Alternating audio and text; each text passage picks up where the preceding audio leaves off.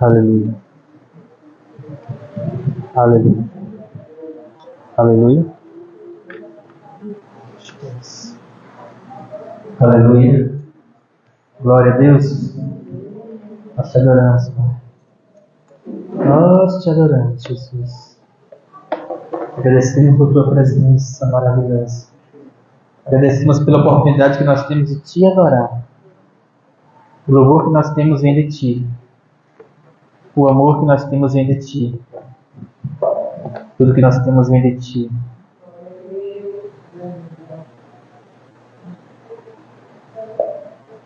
Aleluia. Não sei se os irmãos já perceberam, mas quando eu estou falando com vocês, estamos aqui no culto, eu estou falando com o Pai. Não existe uma regra, uma formatação. Meu coração, ele está o tempo todo em comunhão com Deus. Se eu vou ali pegar o tablet, se eu estou sentado enquanto os irmãos estão adorando aqui, o culto não diz respeito só a... qual é a palavra que a gente usa? A ordem do culto. O culto é você, seu coração, a sua vida voltada, direcionada, anseiando, desejando pelo Espírito Santo. E Ele está escutando.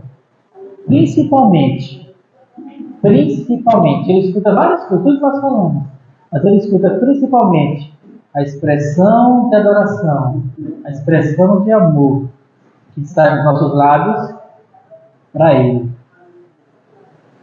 Então, muitas vezes eu esqueço que você está aqui. Estou com Ele. Pai, te agradeço. Muito obrigado. Eu te adoro. Eu te amo. O Senhor é minha vida. O Senhor é tudo. E eu sei que o Senhor vai falar poderosamente conosco nesta noite. Poderosamente. Porque o Senhor sempre faz tudo de forma poderosa. Hoje nós começamos nosso segundo seminário Vida no Espírito. O que é um seminário? Seminário é um evento onde você se concentra em um tema. Então, nesses dias, nós vamos nos concentrar no tema Vida no Espírito. Hoje eu vou estar falando para vocês. Amanhã o pastor Fábio vai estar ministrando aqui conosco. E no domingo, o pastor Saul Ramos, evangelista Saul Ramos, vai estar aqui ministrando para a gente. Não sei se vocês conhecem, é um amigo meu de muitos anos, homem de Deus. E no domingo pela manhã teremos o café, onde nós vamos estar aqui em comunhão e nos alimentando e conversando. Adivinha sobre o quê? Vida no Espírito. Tirar dúvidas, conversar, entender por quê, o que aconteceu com você, por quê essa coisa de vida no Espírito. O que é uma vida no Espírito? É mais uma doutrina, é mais uma visão, é mais um ministério, é mais um quê? E aí nós queremos exatamente ensinar para vocês que não é mais uma doutrina, não é mais um ministério, não é mais uma revelação nova, não é algo assim diferente. É algo muito simples, porém muito necessário hoje em dia, que é ter uma vida guiada pelo Espírito. Aprender como escutar o Espírito Santo de maneira simples, de maneira fácil. Aprender a educar a nossa alma para escutar aquilo que o Espírito Santo quer nos falar. E pasme, o Espírito Santo quer falar conosco constantemente. O tempo todo. O tempo todo. O Espírito Santo fala comigo o tempo todo. Desde as coisas mais simples, no café da manhã, até os problemas mais complexos que nós encontramos muitas vezes no trabalho, ou na família, ou no dia a dia. De tudo que diz respeito à minha vida, o Espírito Santo ele tem algo a dizer, ele sempre tem algo a direcionar. Algo que ele sabe muito bem do que ele está aqui desde que essa terra foi criada. Quando disse Deus haja luz, houve luz, e antes de haver luz, o Espírito de Deus estava aqui pairando sobre as águas.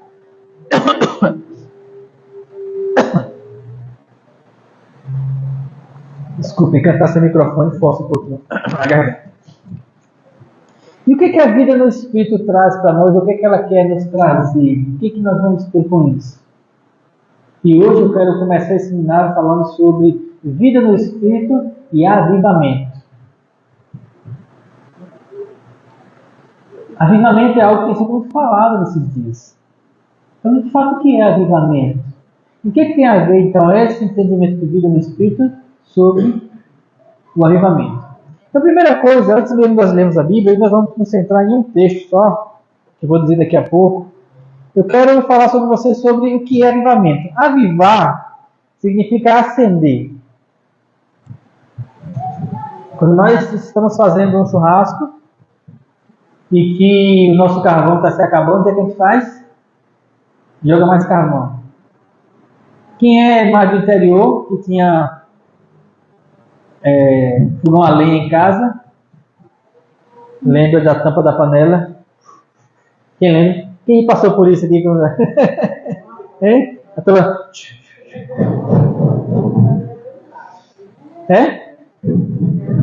Para que esse vento ele venha acender a chama, para que ela não venha assim.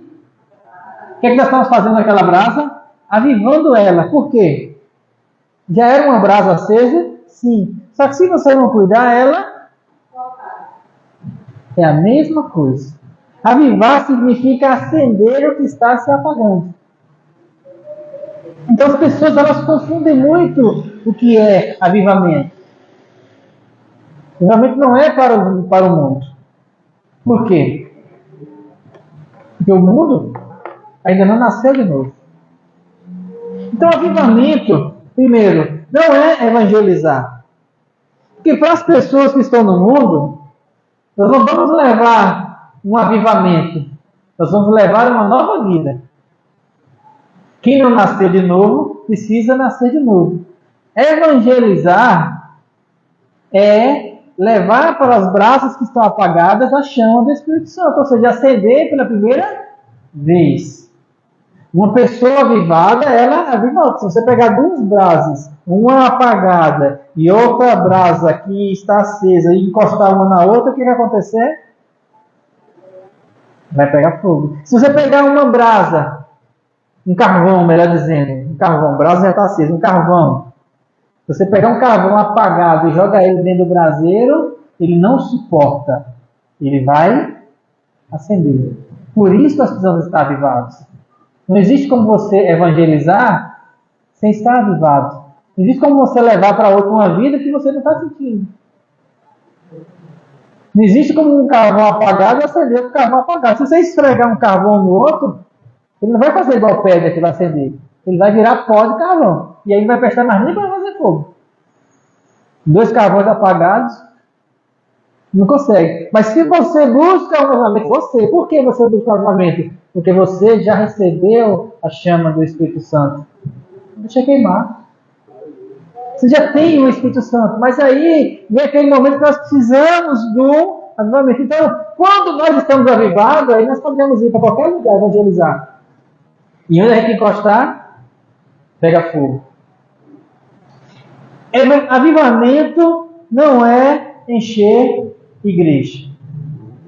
Pastor, você viu aquela igreja avivada? Você viu quanta gente tinha? Eu já participei de muitos eventos de igreja grandes. E digo com tristeza que a maioria deles que eu participei, tinha muita gente, era muito legal, mas não havia um pingo de avivamento ali. Porque era tudo uma prática religiosa. Aí eu lembro da administração que eu fiz na igreja aqui, a gente está com 20 dias, em que eu falava sobre a mulher que foi curada do fluxo de sangue, e que uma multidão tocava Jesus. A multidão estava acompanhando ele. Mas só um toque conseguiu extrair de Jesus a cura. Então não é o você tocar, não é a multidão, é como você está no meio da multidão. Deu para entender? Não tem a ver com todo mundo, tem a ver com você. Por isso que é uma vida no Espírito. A sua vida sendo guiada pelo Espírito, a sua vida avivada. Eu participei de muitos eventos, em que havia muita gente, que havia louvores tremendos e banda tocando, e participei de cultos com 10 mil pessoas. E quando eu saí daquele culto, e as pessoas que participaram daquele culto foi muito legal, foi muito massa, muita gente, me senti participando de uma multidão, só que era uma multidão que não estava avivada, não era um avivamento. Avivamento não é um mover sobrenatural. Algumas pessoas confundem o avivamento com um mover. Você viu o mover ter naquela igreja, pessoas caindo, e a cura acontecendo, e as pessoas... Aquilo ali não é um avivamento. Aquilo ali foi um mover naquele momento. Inclusive teve um acontecimento, se eu não me engano, foi no ano passado, ou foi nesse ano, numa igreja nos Estados Unidos, em que eles começaram o culto lá e não terminaram, o culto prosseguiu, parece que durou uma semana. Foi? E as pessoas fluíram para lá, e a conversa que muitas pessoas ficavam dizendo na internet era: o avivamento começou naquela igreja, o avivamento que nós estamos esperando começou naquela igreja. E aconteceu que os cultos acabaram, e as pessoas que estavam lá receberam de Deus, com certeza receberam, que as pessoas recebem de Deus, só que talvez aquelas pessoas que estavam lá foram avivadas. Mas isso não quer dizer que é um avivamento no sentido geográfico, no sentido mundial. Por quê? Porque um avivamento, no sentido de estudo que se faz sobre avivamento, ele tem duas coisas. Ele tem, primeiro, uma durabilidade histórica, e eu vou explicar o que é isso, e ele tem uma abrangência. O que é durabilidade histórica? Existem grandes avivamentos na história. O primeiro deles, da nossa era, pode botar assim, ele começou em 1500 com Martinho Lutero. Depois teve o avivamento de John Wesley, vou citar só alguns, só 3 na verdade. E depois teve o avivamento da Rua Azusa, nos Estados Unidos. O primeiro avivamento dessa era, como era antes? Antes a Igreja Católica, ela dominava sobre tudo. Ela dominava a política, ela dominava a economia, ela dominava o governo, tudo girava em torno, todo mundo girava em torno da Igreja Católica, que girava em torno do Papa, e as pessoas, elas pagavam naquela época, na Idade Média, para ter a salvação. Quem estudou história sabe. Que eram chamadas indulgências. As pessoas compravam coisas, havia títulos reconhecidos em cartório, de pedaços do céu. Sério. E aí Martinho Lutero, um dia, lendo a palavra, ele teve um entendimento de que a salvação era pela graça. Ele era um monge católico, e lendo a palavra ele chegou a esse entendimento. E ele então leu, estudou, pontuou 95 coisas que estavam acontecendo, e chegou e pegou essas 95 teses que chamado, e colocou na porta da universidade onde ele dava aula. E alguns falam assim: ali começou o avivamento. Começou nele. Mas nas outras pessoas não. E chamaram Lutero, e Lutero foi procurado pelo Papa, e Lutero passou por 2 concílios, e Lutero deixou de ser fraco, e Lutero começou então a pregar que a salvação é pela graça, somente as Escrituras, somente a fé, e ele começou a falar e trouxe uma transformação em toda a Europa daquela época. Isso aconteceu em 1500, enquanto Martinho Lutero estava pregando a salvação da graça lá na Alemanha, Pedro Álvares Cabral estava chegando no Brasil. Só para você ter uma noção de época. Depois disso, e aí, foi uma coisa que aconteceu que nós comentamos até hoje, que transformou o mundo, esse avivamento. Depois veio John Wesley. John Wesley foi numa época que as pessoas já viam os protestantes e os católicos, só que os protestantes daquela época estavam com a chama apagada, enfraquecida. E John Wesley se levantou E começou a pregar. Ele ia dizer, vocês precisam avivar. Aí ele começou a dizer, vocês precisam buscar uma vida em Deus. Vocês precisam buscar a Deus. E ele pregava e as multidões iam para lá. E as multidões tinham sede de Deus, que já conheciam Deus, mas queriam então entender o que João estava pregando. E tem uma frase que eu achei dele, que eu achei bem interessante. Ele colocou uma frase assim, quando perguntaram para ele como é que ele estava fazendo esse mover acontecer, esse alinhamento na Europa. Ele dizia assim, simplesmente eu me coloco em chamas e o povo vem me ver queimar. Eu me coloco em chamas e as pessoas vêm me ver queimar. Ou seja, não sou eu que faço, eu busco a presença de Deus e as pessoas vêm.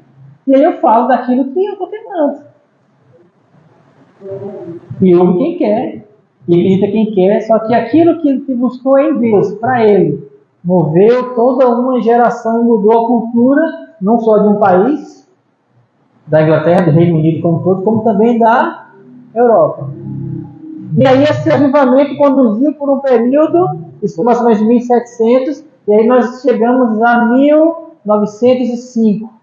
O movimento pentecostal que dominou o mundo e se espalhou em todos os lugares, chegou aqui no Brasil, todo mundo conhece a história, em Belém, no Pará, e se espalhou, primeiro com as Assembleias de Deus, depois veio as renovações, e esse último movimento ele foi chamado de movimento pentecostal, porque ele tinha uma coisa central nele, que era o quê? A coisa central que havia no movimento pentecostal era a oração em línguas. A oração em línguas era por isso que chamava movimento pentecostal, porque a oração em línguas foi aquilo que aconteceu lá em Atos, no dia de Pentecostes. O movimento da Rua Azusa, ele foi um movimento que trouxe uma transformação também para aquele país, também para o mundo hoje. E aquilo que eles buscavam, que está escrito nos livros de história, é que eles buscavam uma liberdade, uma igualdade no mover do Espírito Santo. Foi um movimento voltado para isso. Tá, daí eu dei essa aula de história para que vocês entendam como os avivamentos aconteceram no decorrer da história. E o que isso tem a ver com a gente hoje, aqui? Vou dar tempo para vocês pensarem aí. Eu estou vendo o cérebro de vocês fazendo chat. O que isso tem a ver com nós, hoje? O que nós trazemos de experiências desses homens? Primeiro, esses homens, Martinho Lutero, John Wesley e William Seymour, eles buscavam ter experiências com Deus. Só que era um período tão complicado que as experiências que eles tinham com Deus eram destaque em relação às pessoas. E eles enfrentavam situações difíceis por isso. O William Seymour, um país que tinha acabado de sair da escravidão no sul dos Estados Unidos, um país com uma questão de racismo fortíssima, negro, cego, um homem deficiente, iletrado, de certa forma, não era um homem de estudos, de academia, mas era um homem que buscava Deus. Os relatos dizem que lá na Rua Azul havia oração em línguas incessantemente, 24 horas por dia. A igreja estava sempre aberta e sempre tinha alguém lá, ou várias pessoas, orando. A unção dominou aquele ambiente de uma maneira tão forte. Por quê? Por um único motivo, porque eles estavam buscando a Deus. Martinho Lutero se trancou lá na parte escura, onde estava lá a Bíblia acorrentada, e ele lendo aquela Bíblia em latim, lendo se ele alemão, porque só existia a Bíblia em latim naquela época, e ele lendo o livro, a palavra, ele falou assim, está tudo errado. Deus, fala comigo, eu preciso saber o que a pessoa tem para me dizer. Ele estava buscando conhecer quem Deus era. Estava buscando a presença de Deus. John Wesley falou, eu me coloco em chamas, e aí as pessoas vêm ver, vêm pegar fogo, e aí elas são também contaminadas pelo fogo. Como é que ele se colocava em chamas? Ele sentiu no coração dele o desejo de que ele precisava buscar Deus. O que era que John Wesley, Lutero, William Seymour tinha que nós podemos ter hoje? Eles tinham uma vida no Espírito. Eles buscavam a Deus. Só isso. Eu vejo isso de uma maneira tão simples. Só que, no entanto, eles buscavam com intensidade enorme. Por quê? Porque no coração deles havia essa intensidade, havia esse desejo. E todas as vezes que eu venho ministrar aqui, eu sempre estou trazendo isso para vocês e eu não tenho outra mensagem. Eu posso pegar qualquer texto da Bíblia, mas a minha mensagem é uma só. A igreja de hoje, para ser avivada, ela precisa despertar o interesse por buscar a Deus. Não buscar as coisas de Deus. Não buscar a prosperidade. Não buscar a cura. Não buscar a libertação. Essas coisas existem em Deus, sim, mas isso não é o foco, isso não é o principal. E a igreja hoje ela tem se enrolado, se embananado todinha em um bocado de coisa. E tem se esquecido qual é o foco. As igrejas hoje têm buscado crescer a própria igreja. Quando eu vou para um evento, eu tenho evitado ir para eventos grandes, porque quando eu chego lá eu vejo tanta vaidade. Sabe, é uma briga por isso aqui, ó. A briga feia. Botar na frente, e agora acrescentou uma coisa a mais, né? Se antigamente você queria só que as pessoas vissem você pregando na frente, agora não é só isso. Agora você quer que as pessoas vejam, que eles sigam no Instagram, que comentem no TikTok, você pega a pregação e vai, e faz, e coloca lá. Mas se você, mas pastor, você não faz isso também? Você não tem o seu TikTok, você não tem o seu Instagram, você não tem o seu YouTube? Tenho. Só que todas as mensagens que eu tenho colocado lá, eu tenho procurado me esconder. Para que você me entenda. Para que ele apareça. Em que sentido? De tentar sempre dizer para as pessoas, você precisa buscar Deus. Eu não sou importante, a palavra é importante. A unção não é minha, o poder não é meu, eu não tenho nada. Eu sou simplesmente um servo. E aí eu lembro de Wesley, ele fala assim, eu me queimo, eu me desgasto, eu me coloco em chamas, para que através das chamas que estão brilhando em mim, que não são minhas, você possa ser incendiado, avivado pelo Espírito. Então, quando eu venho para aqui ministrar, aquilo que eu tenho feito hoje, aquilo que é o meu chamado hoje em Deus, é levar as pessoas a despertarem para um avivamento. Mas eu não vejo esse avivamento reunindo muitas pessoas. Eu não vejo esse avivamento num grande evento. Por isso que eu não estou preocupado em cadeiras vazias. Eu não vejo esse avivamento de coisas miraculosas. O avivamento que eu vejo, o avivamento que eu procuro, não que essas coisas não existam, que não tenham. Tem, nós vamos ter muitos milagres aqui esses dias. Mas o mais importante é que você saia achando aceso. Aquele lado do carvão que não está aceso, que ele venha a se acender.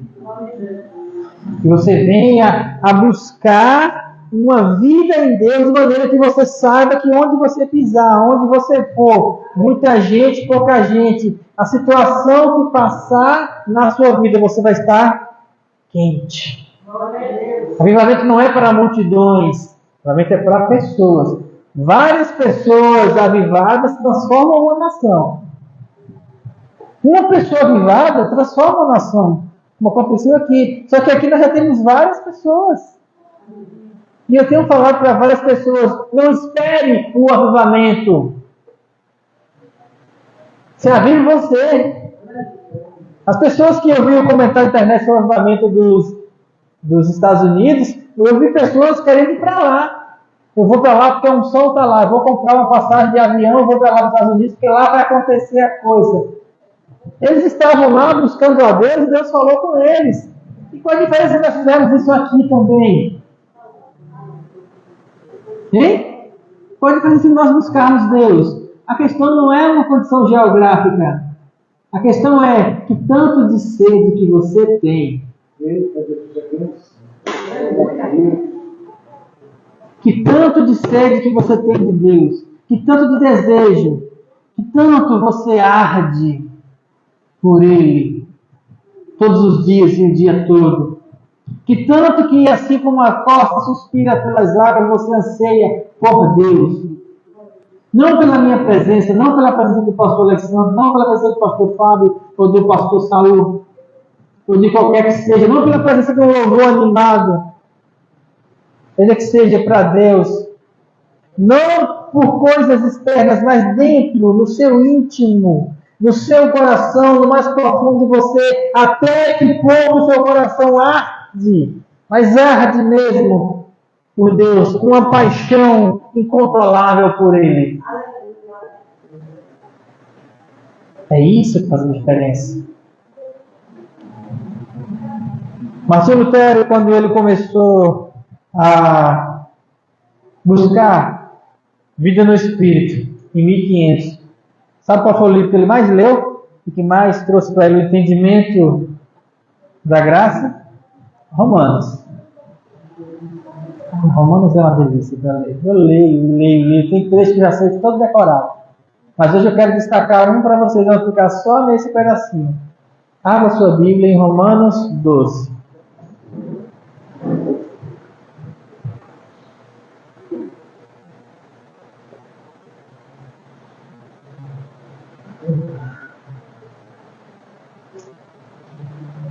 Eu acho que eu medito nessa palavra há mais de 30 anos. Sempre eu quero buscar um avivamento no meu coração. Eu vou para Romanos 12, 1 e 2. E todas as vezes que eu vou, o Espírito Santo fala comigo. Eu sei que muitos de vocês têm esse texto decorado. E aí, como eu também tenho decorado, eu gosto de ler ele com calma. Eu separei hoje aqui a versão King James. Eu gosto de ler várias versões que eu vou comparando aquilo que eu entendi com outras traduções. E aí, na versão King James, ele fala assim: portanto, Romanos 12, quero que você abra. Todos abriram, amém? Romanos 12, versículo 1 e 2.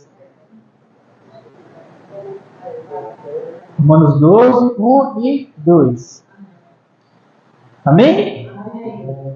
Portanto, irmãos, rogo-vos, pela misericórdia de Deus, que apresenteis o vosso corpo como um sacrifício vivo, santo e agradável a Deus, que é o vosso culto racional. Nessa versão ele fala culto espiritual, que é o vosso culto espiritual.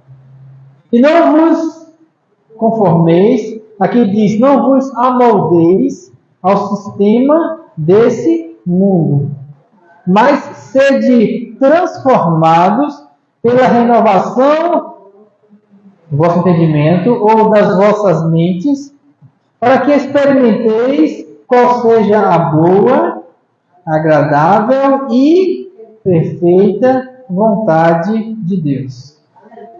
Amém? Vamos lá. Eu vou destacar 3 coisas aqui. Na primeira parte ele fala sobre o sacrifício, que é vivo, santo e agradável. E na segunda parte ele fala sobre a vontade de Deus, que também pode ser boa, agradável e perfeita. 3 coisas no primeiro capítulo, 3 coisas no segundo capítulo. 3 coisas no primeiro versículo, 3 coisas no segundo versículo. E eu vou ser bem lento para ser bem didático para que você entenda. No primeiro versículo ele fala que apresenteis os vossos corpos primeiro como sacrifício vivo. Sacrifício vivo. O que é um sacrifício? No Velho Testamento, o que era um sacrifício?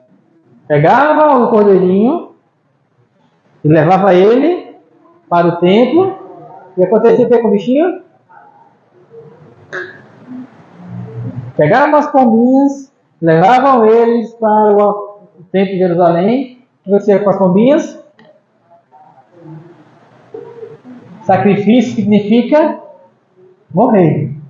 Jesus, por nós, se sacrificou. O que aconteceu com ele? Ele morreu. O que é necessário para que tenha vida?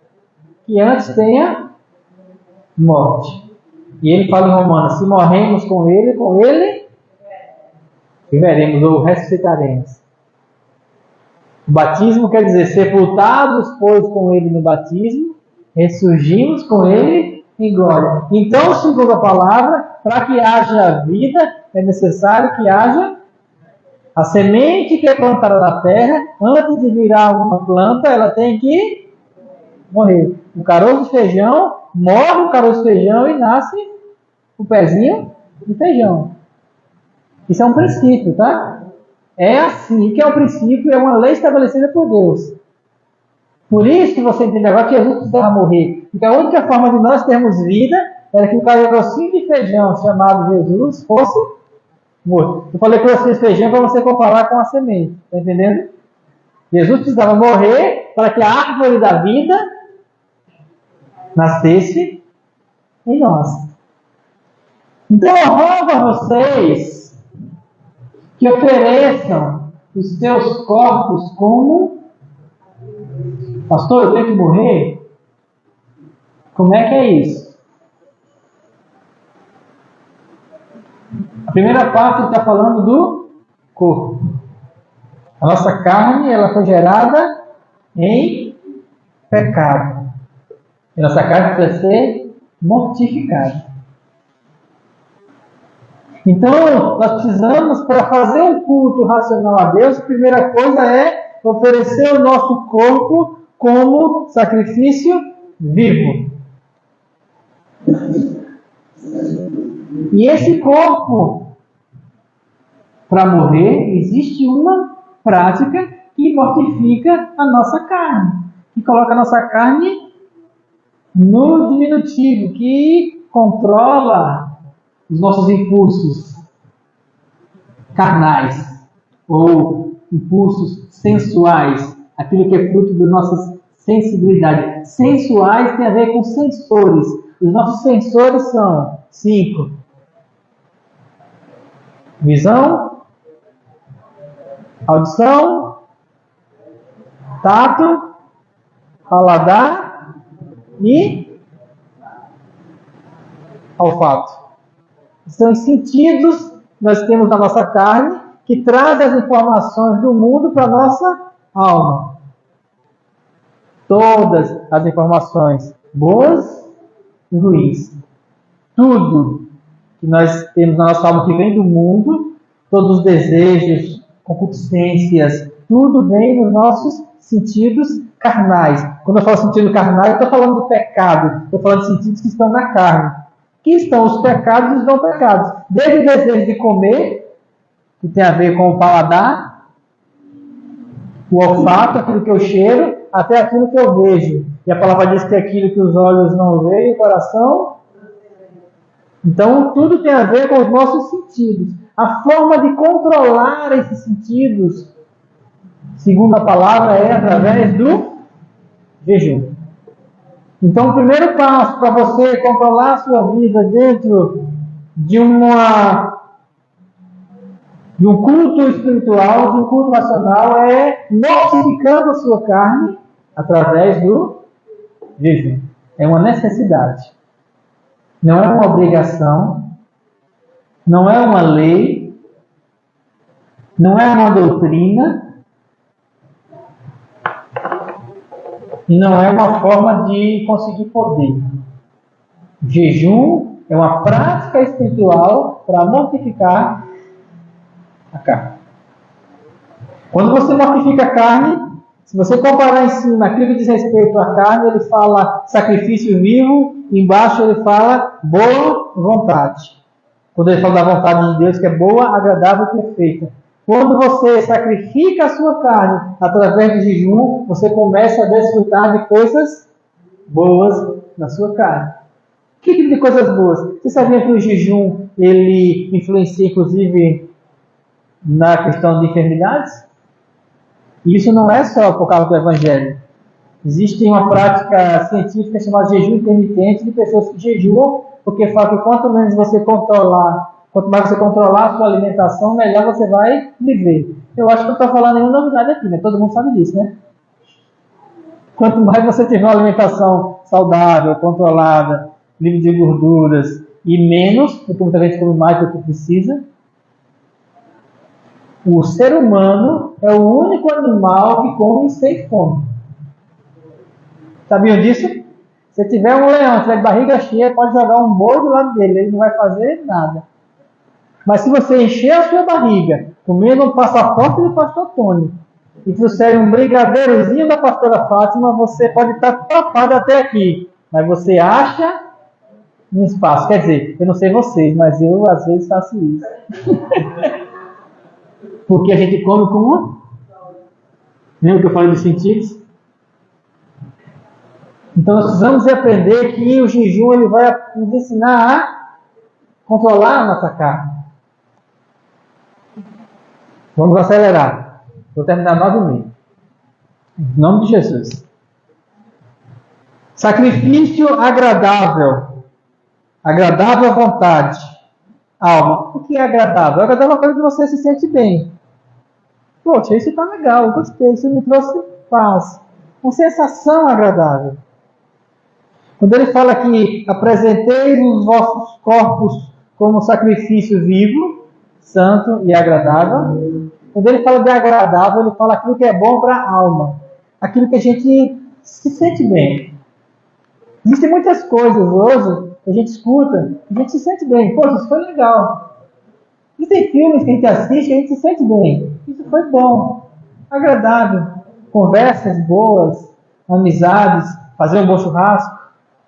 Já reunir os amigos para tocar violão e ficar conversando, lembrar histórias. No meu caso, uma boa viagem é agradável demais, né? Quando eu pegar o carro e sair viajando, eu me sinto bem com isso.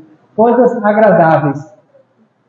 Existe um sacrifício, uma forma de se apresentar a Deus que faça com que a nossa mente ela fique agradável, ou que ela se sinta agradável. E essa forma é como? Amoldando a nossa mente através da palavra. Pergunta. Aquilo que eu estou dizendo agora para vocês, da forma que eu estou dizendo, está sendo agradável? Se você está sendo agradável, está edificando vocês. Por quê? Porque apresenteis os vossos corpos como sacrifício vivo, santo e agradável. Mesmo quando você recebe uma palavra que ela te repreende de alguma forma e você sabe que está sendo repreendido por ela, isso é agradável. Você fala assim, pai, aquela palavra foi pesada, mas eu gostei. Não é assim? Então quando você escuta uma palavra que não é agradável, que é uma acusação, que é um julgamento, uma palavra que vem com um peso, não um peso de correção, mas um peso de condenação. Isso é agradável? Não. Então eu digo a vocês com toda a firmeza do meu coração, isso não é de Deus. Você está em pecado! Deus não é acusador. Você vai morrer! Você vai ser condenado por isso, por aquilo outro. Essas coisas, queridos, não são de Deus. Porque tudo que é de Deus para nós, ela vem de forma agradável, ainda que seja para nos corrigir. Mas tem que trazer uma paz, a paz da transformação. Por quê? Porque no momento que você coloca a sua mente cativa ao Espírito Santo, e isso acontece através de uma boa palavra. Por isso precisamos estar constantemente buscando boas palavras, essas palavras agradáveis, que vão trazer refrigério para a nossa alma, são as palavras que nos edificam. Por isso é importante corrermos atrás e buscarmos palavras que vão nos edificar. Porque a palavra ela vai para onde? A palavra vai para o nosso entendimento, para a nossa alma, para a nossa mente. A gente entendeu, então assim, isso é agradável. Porque o jejum, ele pode não ser agradável no começo, mas depois que você faz, você se sente bem. Uma palavra, ela pode não ser agradável no começo, mas depois que você é transformado por ela, você se sente bem. As coisas de Deus, elas trazem paz para nós. Uma vida no Espírito é uma vida de paz. É uma vida de descanso. É uma vida em que você sabe que, independente do que aconteça no mundo, você está sendo guiado pelo Espírito Santo. Martinho Lutero, ele foi 2 vezes para o concílio. O que era concílio? Os bispos se reuniam naquela época, ainda tem concílio hoje. Todos os bispos da Europa se reuniam, chamavam-o herege, e dali ele podia sair de 2 maneiras. Ou ele saía perdoado, ou ele saía condenado. Ou ele saía, tudo bem, ok, você se retratou e você foi perdoado, retira o que você disse e pronto, e então você não retirou, você vai para a fogueira. Lutero foi para 2 concílios. E nos 2, ele nem se retratou e nem foi para a fogueira. E tem uma história que conta que numa dessas ele estava na carruagem, enquanto ele estava indo para lá, ele escreveu uma música de Martinho Lutero, que talvez alguns de vocês conheçam. O nome dessa música é Castelo Forte. Conhece? Castelo forte é nosso Deus, escudo, boa espada. Quem é batista lembra que está no cantor cristão dos batistas. Eu lembro que eu fui criado aqui em Batista. Essa música é de Martinho Lutero. E ele fala que ele foi para lá, sabendo que ele podia sair de lá morto, porque ele não ia se retratar. E, no entanto, ele não se retratou, ele saiu de lá e ele conseguiu levar o avivamento para as pessoas. Por quê? Porque ele estava no coração dele numa condição de paz. João Wesley foi perseguido muito. Muito. Porque quando você traz avivamento, você traz transformação. E quem não quer se livrar do pecado, quem não quer sair do lugar onde está, vai se incomodar. Só que quando você está em Deus, isso traz para você uma paz. William Seymour, esse que foi perseguido mesmo.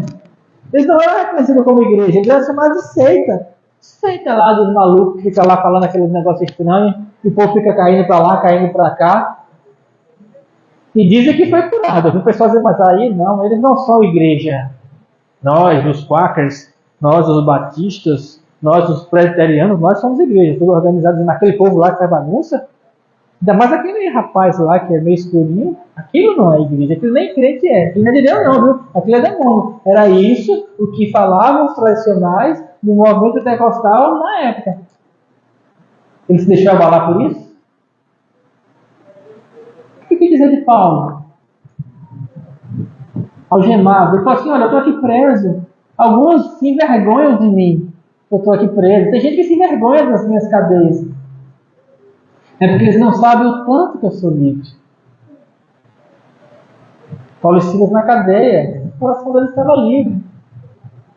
Não são as amarras, não tem nada. Quando você anda numa vida do Espírito, não tem amarras que lhe prendem. Não tem religião que lhe prende. Não tem pessoas que lhe prendem, não tem doença que lhe prende, nada. Por quê? Porque dentro do seu coração, você já está vivendo dia a dia um culto em Deus, um culto racional. Então, vida no Espírito é uma vida em que você vai pisando sobre a terra, dia após dia, sabendo que você está aqui, mas você não é daqui. Dentro do seu coração, sabendo que as coisas que acontecem porque você está sendo guiado pelo Espírito Santo, e se você é uma chama que arde, onde você chegar, que tiver uma brasa apagada, ela vai acender, mesmo sem você dizer nada. Então o avivamento de uma vida no Espírito não tem a ver com grandes moveres, é você, sou eu. É isso que nós buscamos, é isso que nós pregamos.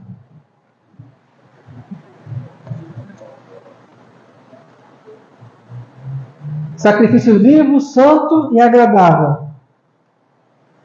E embaixo ele coloca a vontade de Deus que é boa, agradável e perfeita. Eu falei sobre a parte do corpo. Falei sobre a parte da alma. E ele fala aqui de um sacrifício santo.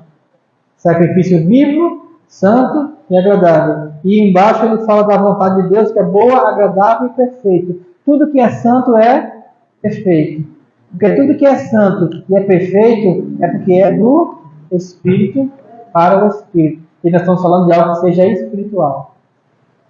Porque para se ter uma vida no Espírito não é uma parte nem outra. É um complemento de quem você é. E você possui um corpo, você possui uma alma, mas você é aquilo que você é no Espírito. E quem você é no Espírito? Quem é você, espiritualmente falando? Quem é você, espiritualmente falando? É por Cristo. Espiritualmente falando, eu sou filho de Deus, herdeiro de todas as coisas, co-participante da natureza divina. No Espírito, eu sou santo, porque o meu Espírito já está pronto. O meu Espírito foi transformado pelo Pai. No Espírito, eu sou aquilo que Deus me fez. Ainda que minha carne seja corrompida, mas no Espírito eu sou filho de Deus. No Espírito, o seu Espírito e o meu Espírito, ele já está pronto para morar no céu. Aleluia? Prontinho. Ah, mas a minha mente não está pronta e a minha carne muito menos. E aí? E aí é preciso vivificar o Espírito. Trazer à tona aquilo que está guardado lá dentro para fora. Trazer uma edificação no Espírito. É preciso que o nosso Espírito ele seja fortalecido. É preciso que o nosso Espírito ele seja alimentado. É preciso que o nosso Espírito ele cresça. Tá, pastor, isso é maravilhoso, mas tem como fazer isso? Tem, pastor Fábio? Tem, pastor Alexandre? Tem. Porque aquele edifica-se a si mesmo. Porque aquele que ora em línguas edifica-se a si mesmo. Quando você ora em línguas, você está ativando na sua mente e no seu corpo aquilo que você já é no Espírito. Aleluia! Glória a Deus, está entendendo? Eu não escutei um aleluia, eu vou explicar de novo. Eu vou explicar de novo. Você habita num corpo, que é essa carcaça aqui, que nós temos. Algumas são muito bonitas, inclusive essa aqui. Estrosa, né? Agradável aos olhos. Pelo menos para ela é agradável, né? Sempre jovem. Você tem um corpo. Não tem cabelo, não. Você tem um corpo. Você tem um corpo. Que esse habitáculo que nós estamos nele. Vou repetir. Você tem um corpo. Você possui uma alma, que é o que chama de psique, um entendimento do que está na sua mente, as coisas que você pensa que é fruto da sua história, tudo aquilo que você é desde quando você nasceu até hoje, todas as suas experiências de vida, tudo aquilo que os seus sentidos captaram. Mas nós, você, vou falar você para você entender bem, você é aquilo que você é no Espírito. Então você é um filho de Deus, você é um Espírito que possui uma alma e habita no corpo. O problema hoje é que nós damos muito mais valor ao corpo. Como se aquilo que nós sentimos no corpo fosse o mais importante. Mas aquilo que nós sentimos no corpo não é o mais importante. Aquilo que você pensa não é o mais importante. O mais importante é aquilo que você é no Espírito. Aquilo que a palavra diz que você é. Aquilo que a palavra diz que você é o que é o importante. E o que é que a palavra diz que você é? A palavra diz que você é filho de Deus. Herdeiro de Deus. Co-participante da natureza divina. Você é igual a Jesus. Eita, pastor, pegou pesado. Não. Jesus falou assim: eu vou morrer para que assim como eu sou um com o Pai, você também seja o quê? Um comigo. Eu com o Pai, você comigo. Eu sou a ponte para que todos nós sejamos um. Ou seja, o Pai me fez igual a Ele, e eu faço vocês igual a mim, para que sendo iguais a mim, vocês também sejam iguais ao Pai, porque eu e o Pai somos um, vocês comigo somos um, todos nós somos um no Espírito, nós somos iguais. Jesus está dizendo isso para você, eu morri naquela cruz para que você fosse igual a mim. Igual como? No Espírito. E aí, quando você entende isso, você começa a trazer de dentro para fora tudo aquilo que você é no Espírito. No Espírito você não é enfermo. Porque não tem enfermidade no mundo espiritual. O Espírito Santo é santo e perfeito. No Espírito você é perfeito. No Espírito você é perfeito. O seu Espírito foi recriado por Deus através do novo nascimento para que você fosse perfeito com Ele. Mas aí, entre aquilo que você é no Espírito, perfeito, e aquilo que você é na carne, pecador, imperfeito, desejo, é uma luta. Porque a carne luta contra o Espírito e o Espírito. Precisamos alimentar um, edificar um, crescer no, para poder andar no e ter uma vida no. Agora! Simples, eu acho simples. Tentei explicar da maneira mais simples possível. Ah, pastor, mas e os dogmas? E a igreja? E essas coisas elas estão na alma. Entendimento, as doutrinas diferentes. Quando você começa a tirar isso da sua mente, limpar, você começa a perceber que a coisa é muito mais profunda. É dentro de você. É no seu coração que se define essas coisas. E a definição do seu coração, lá no íntimo, tem a ver com aquilo que o Espírito Santo fala dentro de você. E para o Espírito Santo falar dentro de você precisa ter comunhão com Ele. E para ter comunhão com Ele, você precisa gastar tempo com Ele. E para gastar tempo com Ele, tem que parar as coisas da sua vida, tem que parar, seja lá o que for, tem que parar a novela, tem que parar o Instagram, tem que parar de ficar sentado na porta olhando as coisas. Ah, pastor, isso é pecado que você está falando? Não. Pastor, isso é errado que você está falando? Não. Não é pecado nem errado. É uma questão de escolha. No domingo vai ter um jogo muito importante. O São Paulino vai ter a final da Copa do Brasil. Nossa, eu queria assistir aquele jogo. Mas nós temos um congresso aqui no Espírito. Meu coração não está lá. Porque o meu coração, quantas vezes eu quis fazer uma coisa que eu gosto de fazer e Deus falou para mim assim: você quer ficar comigo? Eu falei: eu prefiro ficar com o Senhor, dependendo de qualquer coisa.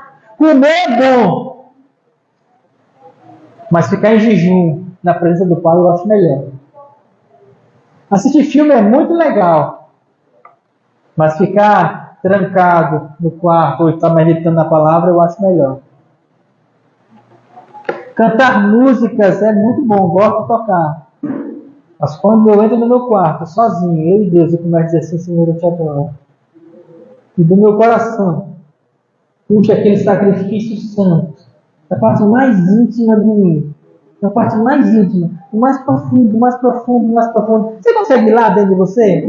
Olha para dentro de você, vai entrando. Vai entrando, é como se fosse abrindo portas cada vez mais fundo para dentro de você, naquele lugar mais fundo. Aí você chega lá naquele lugar mais íntimo, mais íntimo, mais íntimo, mais íntimo de você mesmo. Onde você está totalmente nu, sem máscaras, sem hipocrisia, sem nada externo. Nesse canto, você chega, encontra o Espírito Santo e fala assim: Espírito Santo, eu sou isso aqui. Ele chega para você e fala assim: eu sei. Eu sempre sou.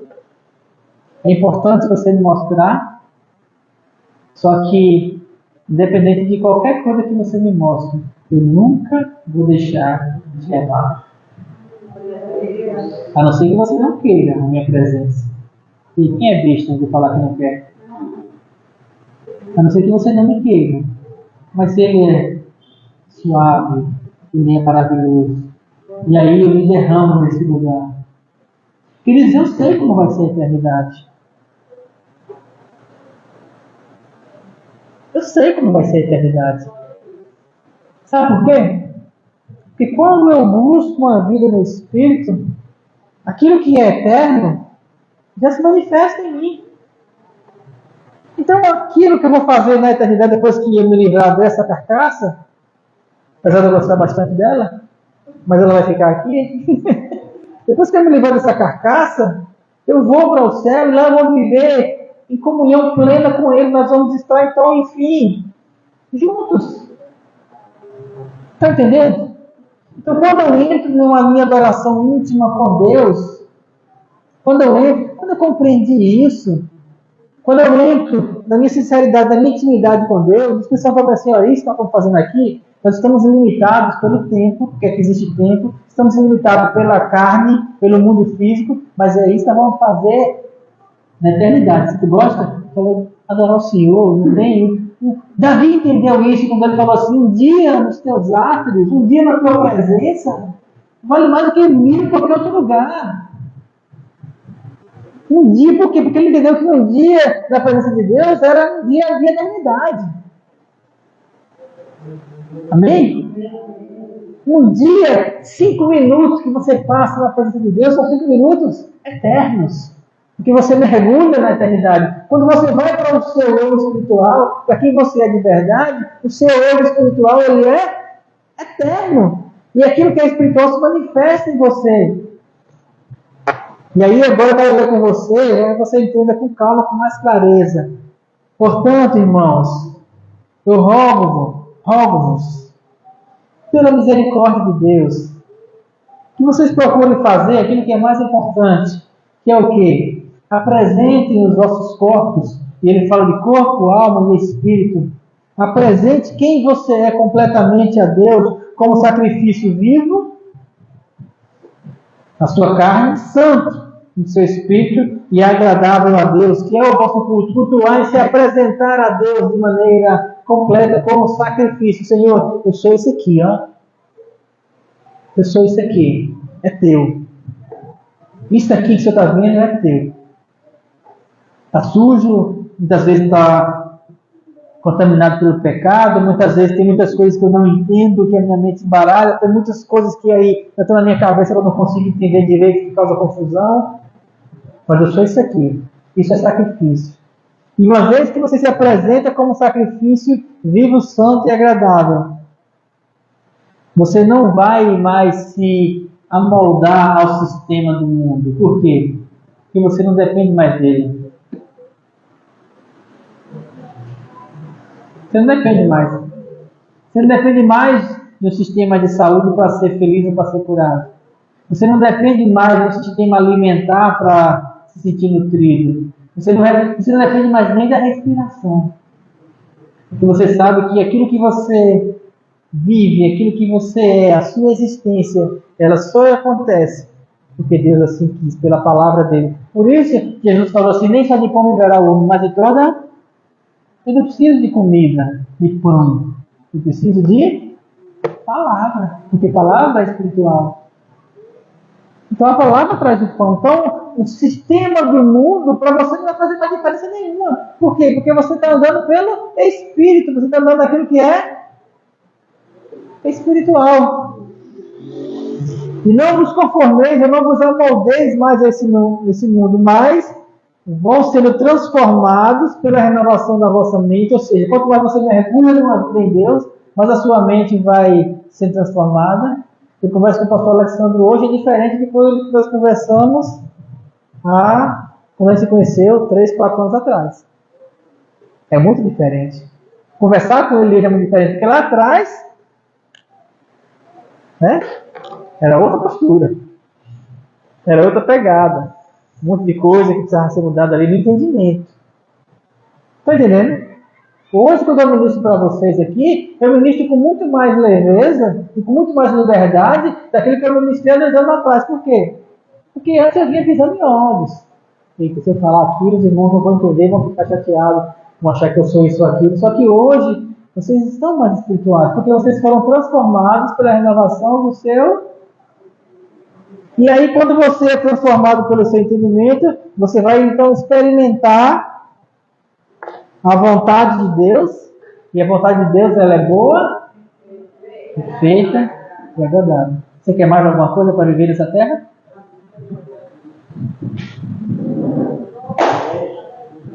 Isso é vida do Espírito. E amanhã nós vamos escutar palavras do pastor Fábio, daquilo que ele tem vivido na vida do Espírito, do pastor Saúl. Nós vamos conversar sobre isso aqui no domingo de manhã. De forma aberta, você pode elaborar perguntas.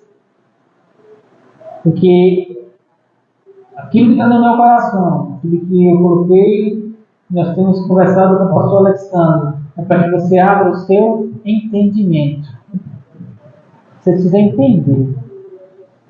Se você entender, acabou. A coisa mais maravilhosa que a gente vai para a escola, você aprende a ler. Você sai lendo tudo que é placa que você vê na rua. Por quê? Porque você agora entende. Abrir os seus olhos de entendimento. Então eu quero que você entenda que você é um Espírito. E aquilo que você é no Espírito precisa fluir para uma vida no Espírito. É fácil? Não, não é. Vai ter contratempos? Ou você vai ter que desprender de algumas coisas que você considera importantes hoje? Sim. Mas quanto mais você mergulhar numa vida no Espírito, mais você vai mergulhar naquilo que nós vamos viver na eternidade. Mais você vai mergulhar no mundo espiritual. E qual é o limite disso? Não tem limite. O limite é o céu.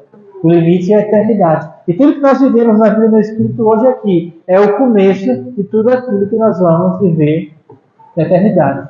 Só que sem carne, sem pecado e sem uma mente contaminada. Nós vamos estar livres.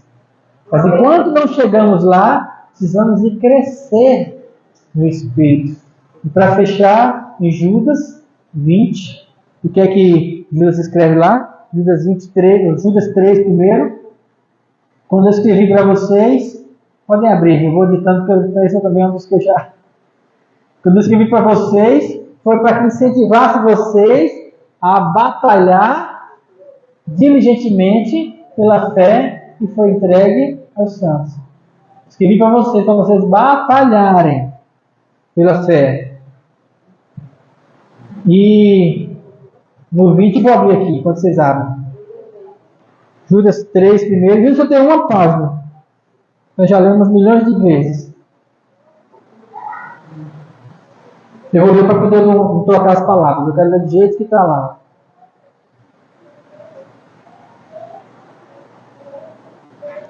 No 3. Quando eu me preparava para nos escrever acerca da salvação que compartilhamos, sentia necessidade, antes de tudo, a encorajar vocês a batalhar dedicadamente pela fé que foi confiada aos santos. E no 20, ele diz: vós, porém, amados, edificai, ou seja, construa, edifique a fé santíssima. Como? Orando no Espírito. Porque Paulo falou que aquele que ora no Espírito, a si mesmo se edifica. Oração em línguas é a chave.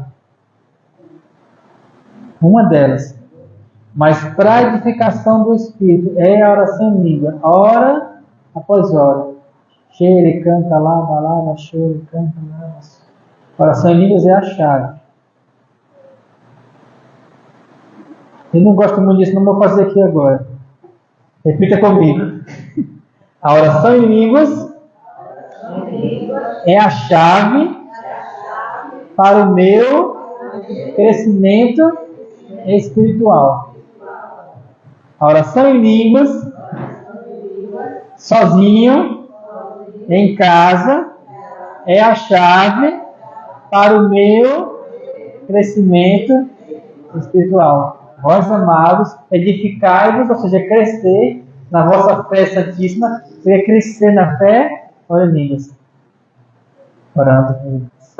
Amém? Amém. Se coloca em pé. Antes de nós terminarmos, vamos depois de todo mundo aqui, a gente bater uma foto da gente hoje para ficar gravado no primeiro dia. Amém? Feche seus olhos.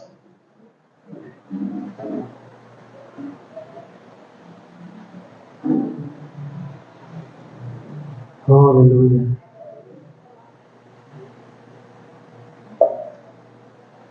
Nós te adoramos, Pai. Te agradecemos. Porque dia após dia, o Senhor tem colocado em nós essa busca, esse desejo por um avivamento pessoal. Nós não estamos preocupados com multidões, nós não estamos preocupados com prosperidade, nós não estamos preocupados com coisas naturais ou materiais. Nós estamos preocupados em conhecer o Senhor e mergulhar na Tua presença. Sim, Deus.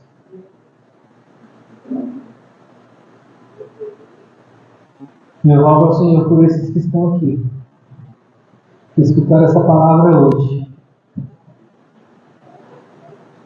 que desperte no coração deles o desejo por te buscar mais. Que desperte no coração de cada um deles que escutaram essa palavra o desejo de fazer o coração arder na tua presença. Que nesses dias, Pai, nós venhamos a buscar a tua presença, conhecendo mais o Senhor e desejando do teu amor. Nós já te agradecemos por essa oportunidade, por estarmos aqui, por esses dias que nós vamos crescer contigo. Já te louvamos, Deus, pela palavra poderosa que será ministrada amanhã, no céu, por aquilo que será ministrado no domingo à noite, e por aquilo que nós vamos aprender também no domingo pela manhã. Que essas palavras ensinadas aqui sejam um divisor de águas em nossas vidas, para buscar a tua presença, para buscar o teu amor e para buscar a tua graça. Muito obrigado, Senhor. Nosso coração é teu, a nossa mente é tua, os nossos corpos são teus. Nós oferecemos a ti, Senhor, tudo que nós somos, como sacrifício vivo, santo e agradável na tua presença, só por um motivo, só porque nós te amamos. Muito obrigado. Nós oramos em nome de Jesus. Aleluia.